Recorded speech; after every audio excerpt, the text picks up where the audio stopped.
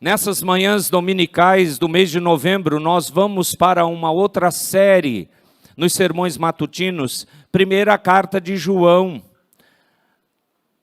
A carta prática, a carta de trabalho, talvez depois da carta de Tiago, a que mais coloca o cristão diante das verdades do que ele deve viver, demonstrar como fruto da transformação em Cristo Jesus. Abra no capítulo 1 de 1 João, primeira epístola do apóstolo João, capítulo 1. Nós iremos ver ensinos hoje do capítulo 1 e do capítulo 2, mas para sermos objetivos, separe os 4 primeiros versos, por favor, diante dos seus olhos do texto sagrado, 1 João capítulo 1, de 1 a 4. Diz assim a Escritura Sagrada na introdução: o que era desde o princípio, o que temos ouvido, o que temos visto, com os nossos próprios olhos, o que contemplamos, as nossas mãos apalparam com respeito ao verbo da vida, e a vida se manifestou, e nós a temos visto, e dela damos testemunho, e vô-la anunciamos, a vida eterna, a qual estava com o Pai e nos foi manifestada. O que temos visto e ouvido, anunciamos também a vós outros, para que vós, igualmente, mantenhais comunhão conosco. Ora, a nossa comunhão é com o Pai e com o Filho Jesus Cristo, com seu Filho Jesus Cristo. Vamos ler juntos o verso 4? Estas coisas, pois, vos escrevemos, para que a nossa alegria seja completa. Muito bem, ele tem um propósito, nosso irmão João. E qual é o conteúdo dessa carta para mostrar para nós por que o Espírito Santo a preservou, ordenando-a que ela, de fato, seja o que é, palavra do nosso Deus. A carta de João indica que ele, como a maioria absoluta das cartas do Novo Testamento, amados, queria combater falsos ensinamentos que ameaçavam a fé e a certeza dos crentes. Você vê isso bem intenso no capítulo 2 e no capítulo 4 dessa primeira carta. O que estava acontecendo? Alguns mestres ou pseudo-mestres, eles tinham se tornado cristãos, pelo menos diziam isso. E eles haviam abandonado a sã doutrina. Eles tinham até saído de igrejas cristãs e haviam abraçado e estavam disseminando uma forma diferente de cristianismo. E João está repudiando isso. Você vê isso no capítulo 2, nós vamos passar os olhos sobre isso. João os identifica como anticristos. Aliás, João é o autor disso. Além de nos preocuparmos com aquela figura do anticristo que surgirá, ele coloca como tudo que envolve nada da palavra ou lutando contra a vontade de Deus como anticristo. Capítulo 2 também fala isso. Uma manifestação do espírito do erro pronunciado pelo Senhor Jesus. E esses falsos mestres, eles negavam que Jesus é o Cristo. Eles colocavam que Cristo não tinha vindo em carne. Não se encarnou, portanto. Aparentemente eram pregadores ambulantes, eles saíam por aí pelo mundo afora, procurando enganar pessoas, tentando disseminar os seus ensinos no meio das comunidades cristãs. Isso mesmo, parece que eu estou falando dos dias de hoje, não é? Pois é, isso começou no primeiro século da era cristã. Durante os 3 primeiros séculos, na verdade, da era cristã, uma perigosa heresia, dizem os estudiosos, se qualifica para essa que João quer combater com a sua primeira carta, chamada gnosticismo. O gnosticismo no passado, ou mesmo um ressurgimento dele hoje, tem várias formas, ramificações, mas sempre ameaçou a fé da Igreja de Cristo. Algumas das suas principais doutrinas são semelhantes aos falsos ensinos que João está combatendo nessa carta, então é por isso que é importante você entender isso. Esses mestres perturbavam as igrejas sobre a sua responsabilidade. No caso, o apóstolo João estava liderando igrejas assim no seu momento de vida. E eles eram adeptos a esse ensino iniciante, embrionário do gnosticismo. Qual era a doutrina central desse gnosticismo nascente ali? Era aquele conceito de que o espírito é totalmente bom e a matéria é totalmente má. Então, o que você fizer com o seu corpo não tem problema, é o espírito que é bom. Aliás, alguns usavam a frase do Senhor Jesus, que colocava bases no Antigo Testamento. O espírito está pronto, a carne é fraca. Olha, veja só, eles alegavam isso. Nessa carta nós somos desafiados por uma coisa muito forte, que nos nossos dias nós não gostamos. O desafio é a inflexibilidade da teologia de João. Ele é duro aqui. E é uma coisa interessante, porque João apresenta as bases e os fundamentos da vida cristã em termos absolutos, não relativos, não depende da pessoa, não depende da época, nada disso. João não lida com as questões do tipo, e se a pessoa falhar? Paulo lida com isso muitas vezes. João aqui não. Somente no capítulo 2, logo no início, é que você vê algum alívio, quando ele diz, mas se você pecar, temos advogado. O resto não tem nenhuma moleza.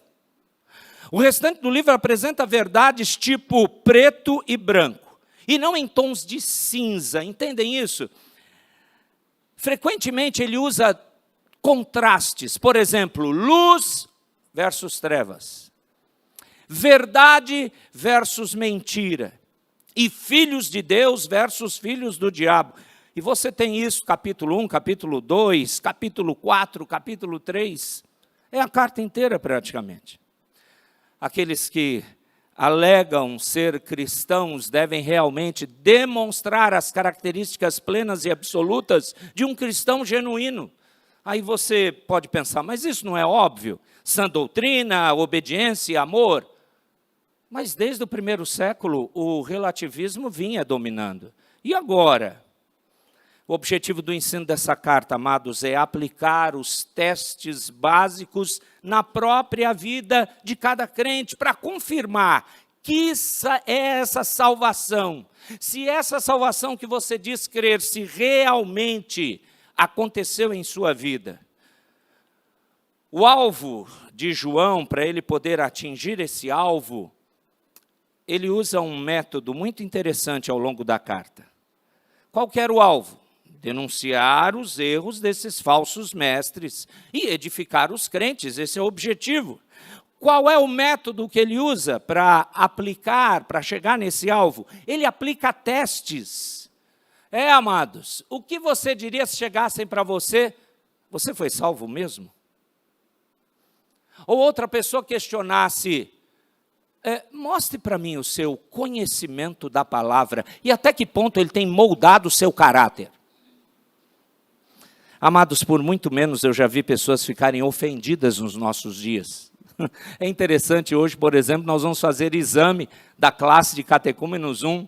Será que esses irmãos ficarão ofendidos quando a gente falar, prove para nós que você é um salvo em Cristo? Diga quais são as bases da sua fé. Podemos questionar a sua vida devocional? Sabe o que é incrível? Isso foi o contexto do Novo Testamento. E não vamos pegar leve. Olha, eu queria encontrar um versículo na primeira carta de João que pega leve. Para os ouvidos pós-modernos dos cristãos atuais, isto aqui não é um tapa, é uma surra. E se você tiver coragem, eu gostaria que você tivesse nessas manhãs dominicais, você pudesse entender que, para evitar o erro, para vivermos a verdade, e veja, muitos de nós temos testemunhado, famílias que aprenderam a palavra, a minha se inclui nessa em primeiro lugar, e mesmo com a palavra, desvios acontecem. Você acha que você está imune? Que Satanás não vai olhar e aproveitar e preparar uma cilada para você? Que você está realmente firme Esse questionamento, estes são salutares. A gente precisa verificar. Ele trabalha, João, com 3 categorias, 3 testes, digamos assim, ao longo de toda a carta. Ele vai fazer o teste de uma vida verdadeiramente santa. É o teste moral. Ele vai fazer o teste do amor ao irmão. A gente chama de teste social. E ele vai fazer, em terceiro lugar, o teste da verdade sobre a pessoa de Jesus. O que você crê sobre ela. Isso é o teste doutrinário, entende? Aqueles crentes da Ásia. O alvo de João, atingir esses irmãos, é para que eles tivessem nas suas mãos critérios certos, e aí eles poderiam rejeitar o ensino dos falsos mestres, aí eles iam ter certeza de que estavam na verdade. Se as igrejas da Ásia usassem esses testes, isso daria a João muita alegria. Você leu isso junto comigo no verso 4 do capítulo 1. Então ele já coloca o que ele deseja, e ele vai, como instrumento de Deus, trabalhar com isso. Muito bem. Por que ele inicia com esses 4 primeiros versos? E por que, então, hoje, eu preciso verificar, a partir dessa carta antiga, se eu sou mesmo cristão? Se o cristianismo que minha igreja diz que vive é verdadeiro? Você sabe que você precisa testar a sua igreja, principalmente nos nossos dias. Estávamos conversando no conselho, numa dessas reuniões, de como existem tantas ramificações. Eu levantei uma pergunta e, de fato, nós todos ficamos meio perplexos. Existem igrejas tradicionais hoje? Todas continuam do mesmo modo como suas origens? E eu nem vou dizer da reforma protestante, mas antes do ensino neotestamentário? Ou você vê tanta coisa? Eu consigo ir a pé em menos de 60 metros a uma igreja na rua da minha casa. Um dos meus familiares adentrou lá de curioso, não que eu mandei como espião, por favor. Mas eu estava doido para saber, porque eu sou um cientista religioso, eu fiz mestrado em ciência da religião, então isso me chama a minha atenção. E a pessoa que foi lá disse assim, olha, essa igreja parece um PAN, uma mistura de tantas outras igrejas evangélicas. É claro que tem worship, parede preta e slide atrás. Isso, uma igreja moderna tem que ter, né? Não, não é o caso aqui. A gente ainda, por misericórdia de Deus, ainda está priorizando a palavra. Por quanto tempo? Sabe que uma das perguntas que a gente faz para o catecúmenos é, diz para mim, por quanto tempo você vai ficar nessa igreja? Agora que eles já responderam, a resposta que a gente espera é, enquanto essa igreja ficar firme na palavra. Mas alguns são bem sinceros e falam, enquanto der, né? Há uns anos atrás, um jovem escreveu assim, olha, se minha família não mudar, eu fico aqui. Isso está certo, mas você compreende qual que é o objetivo? O objetivo é, você está adentrando a uma igreja de Cristo? Porque João estava preocupado com isso na igreja primitiva. Você se preocupa com isto hoje? Você está trazendo seus filhos, tem muitas crianças nascendo, não é? Recentemente nasceu Yuri, nasceu Pedro, né? Quem mais nasceu? Tem um bando de criança nessa igreja. Jesus, misericórdia. A igreja tem que crescer de algum jeito, e esse eu acho é o jeito principal. Casem! Tenham filhos. Tiago e Marina que o digam. Amém. E é uma bênção isso. E falar amém não é problema, é bíblico, tá? Só para ajudar alguns. Preste atenção. Você sabe para onde você está entrando? Tem tanta igreja, gente. Algumas são assustadoras igrejas. Outras você não sabe. E outras se perderam. Por quanto tempo? Por quanto tempo? Ao longo de toda a história da igreja, heresias, plural, heresias, surgiam e continuam a aparecer. Elas continuam não apenas a aparecer, elas retornam com uma vestimenta um tanto diferente, mas continuam a ser heresias. Heresias podem ser classificadas como aquela famosa frase que eu considero bem brasileira. Então, a Bíblia diz isso, mas convenhamos, não é bem assim, não seja tão radical, devemos verificar que estamos em outros tempos, pegue leve com aquela pessoa ou aquela família. Já ouviu essas frases? Isso é um preâmbulo, porque heresia vem. Nós somos obrigados a verificar se o nosso cristianismo é autêntico, irmãos. Isto é bíblico. Pessoas espirituais querem conhecer a palavra. Esse conhecimento verdadeiro da palavra é que vai produzir prática de vida.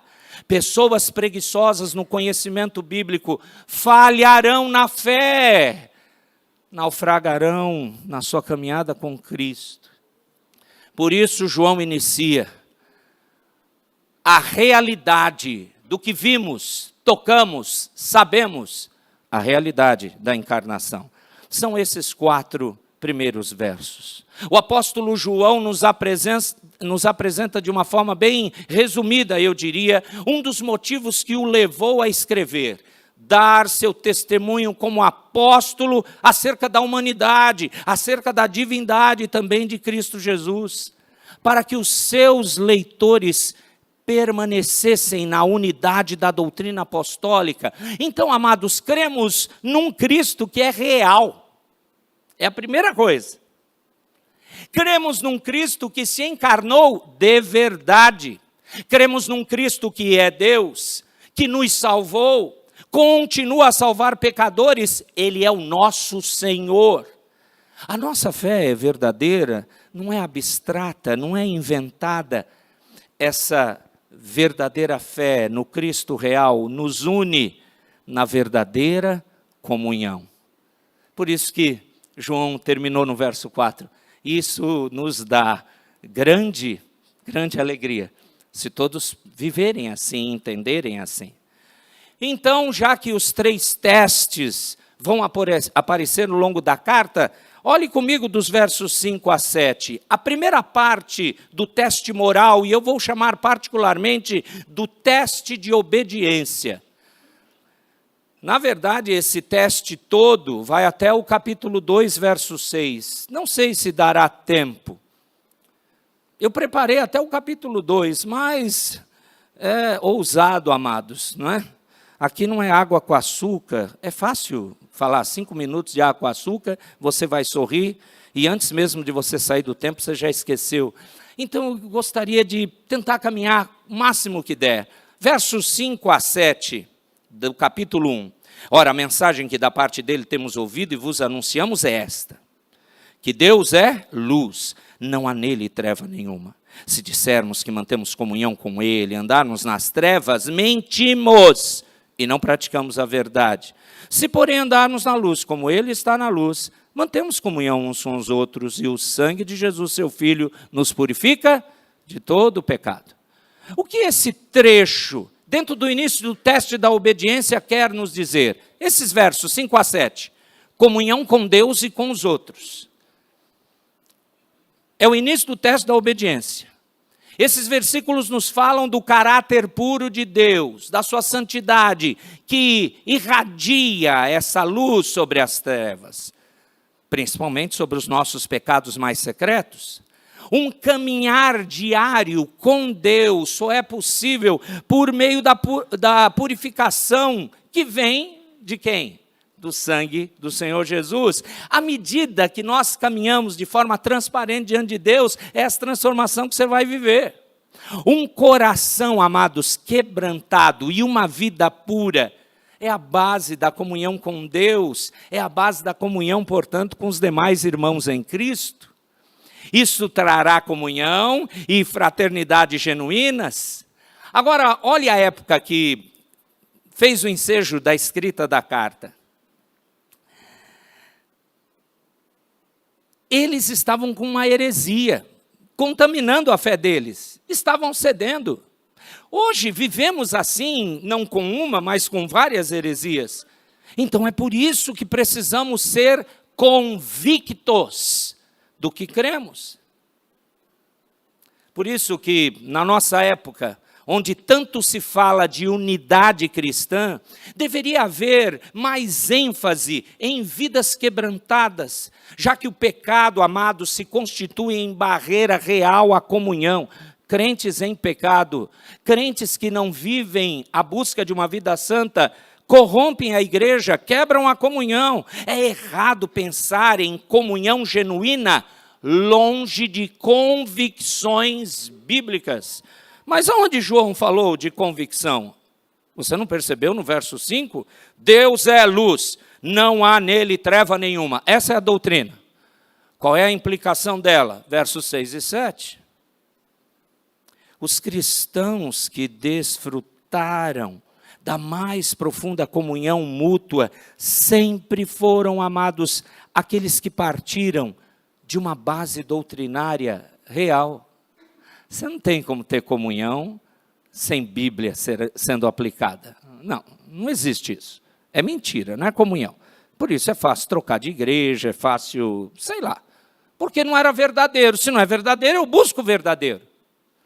Comunhão que se processa dentro do círculo de profundas convicções doutrinárias tende a produzir os relacionamentos e a fraternidade mais significativos. É isso que você precisa procurar aqui, ou em qualquer igreja chamada Igreja de Cristo. A comunhão é quebrada pelo pecado, ou a vida sem obediência. Cristo trata o pecado. Um verdadeiro crente anda em arrependimento, deseja, ouça isso, um verdadeiro crente deseja a luz de Deus em sua vida. Será que eu posso caminhar mais 3 versículos com vocês? É um outro bloco desse teste da obediência, versos 8 a 10. Diz a Escritura Sagrada, se dissermos que não temos pecado nenhum, a nós mesmos nos enganamos, e a verdade não está em nós. Se confessarmos nossos pecados, Ele é fiel e justo para nos perdoar os pecados e nos purificar de toda injustiça. Leia o verso 10, por favor.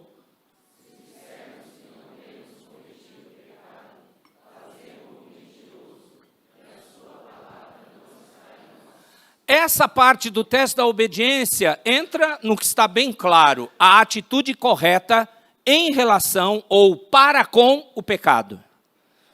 A gente precisa lidar com isso. Todos os crentes. O que João descreve aqui? Ele descreve 2 maneiras de encararmos os nossos pecados e as consequências de cada uma delas. A primeira é uma indisposição para o reconhecimento da nossa pecaminosidade, verso 8 e verso 10. Você não quer saber que você é um pecador, não quer que ninguém toque nisso. E aí vem aquela frase, a vida é minha, eu me acerto com Deus. Amados, posso confessar um pavor? Quando eu ouço essas frases, eu tremo. Porque isso é distância de Deus. Minha vida, Deus sabe, meu Pai. Você não está ouvindo. João está dizendo que isso é uma indisposição em querer tratar o pecado.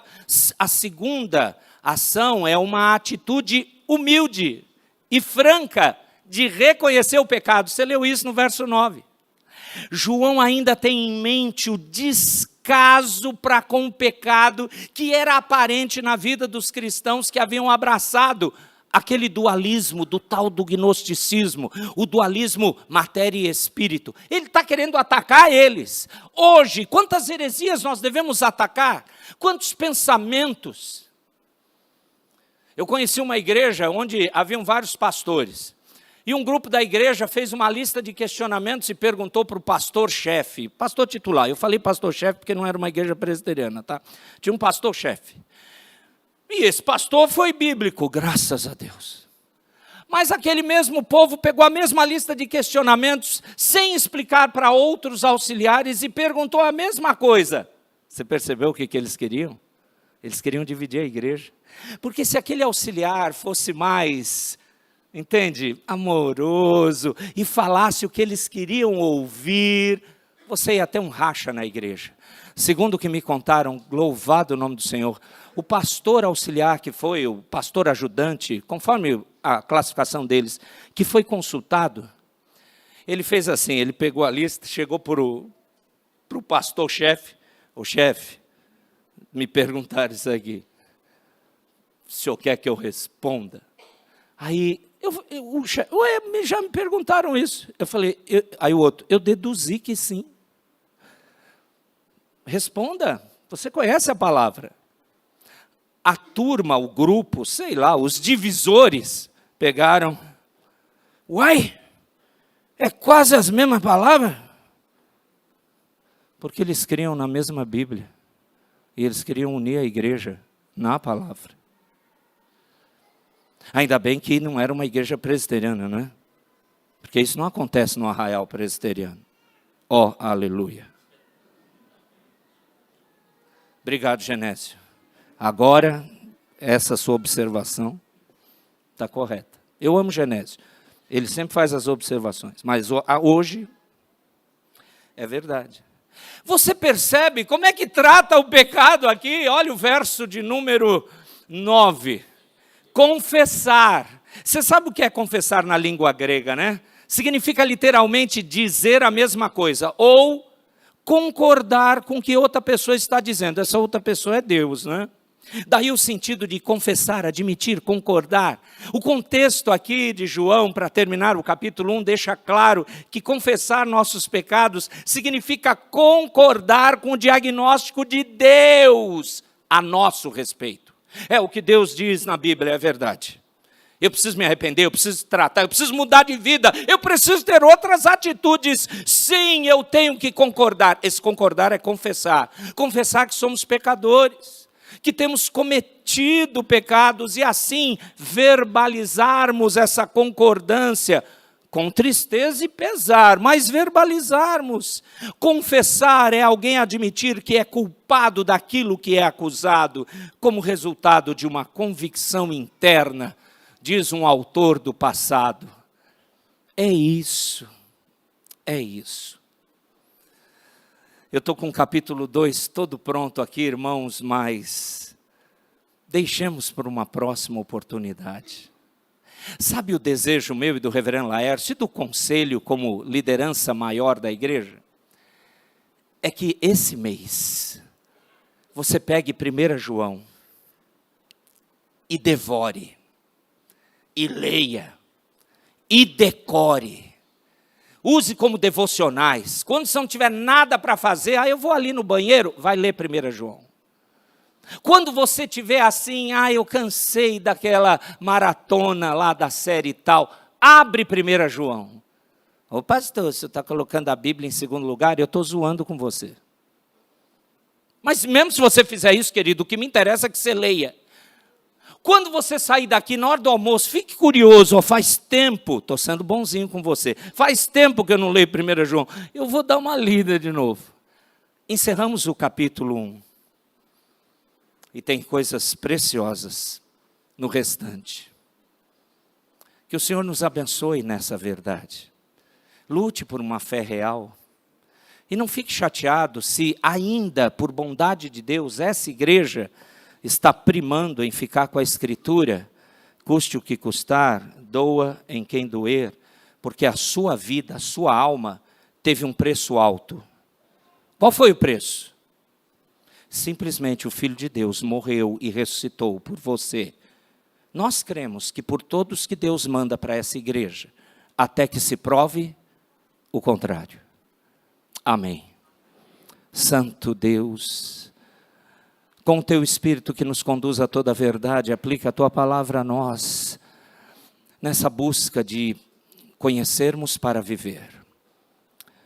Eu conheço minhas lutas, meus irmãos são sinceros, eles conhecem os pecados deles também. Tem misericórdia de nós, nos arrependemos se muitas vezes nossas práticas cristãs têm demonstrado uma outra coisa e não cedermos à tua vontade. Tem misericórdia de nós, que o entendimento desse breve sermão seja iluminado pelo teu Espírito no que diz respeito à tua palavra. Evidentemente, oramos em nome de Jesus. Amém.